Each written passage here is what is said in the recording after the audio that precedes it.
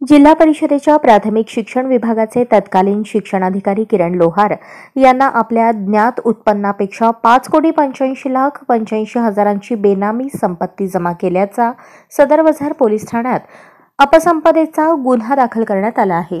या प्रकरणी लाचलुचपत प्रतिबंधक विभागातील पोलीस निरीक्षक उमाकांत महाडिक यांनी दिलेल्या फिर्यादीवरून भ्रष्टाचार प्रतिबंध अधिनियम 1988 चे कलम 13(1) ई 13(2) सहकलम भारतीय दंड संहिता कलम 109 तसेच सुधारित भ्रष्टाचार प्रतिबंधक अधिनियम सन 2018 चे कलम 13(1) ब 13(2) सहकलम 12 प्रमाणे सदर बाजार पोलीस ठाण्यात तत्कालीन शिक्षणाधिकारी किरण अनंत लोहार वय 50 राहणार कोल्हापूर, पत्नी सुजाता किरण लोहार वय 44, मुलगा निखिल किरण लोहार वय 25 सर्वजण राहणार प्लॉट नंबर C2 आकांक्षा शिक्षक कॉलनी पाचगाव तालुका करवीर जिल्हा कोल्हापूर यांच्या विरुद्ध गुन्हा दाखल करण्यात आला आहे।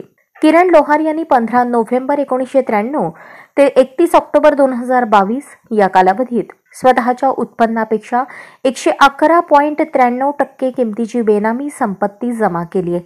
लोहार यांनी लोकसेवक या नात्याने कर्तव्य करत असताना परीक्षण कालावधीमध्ये भ्रष्ट व गैरमार्गाने कायदेशीर आणि ज्ञात उत्पन्नापेक्षा अधिक किमतीची अशी 5,85,85,623.8 रुपये किमतीची अपसंपदा जमा केली।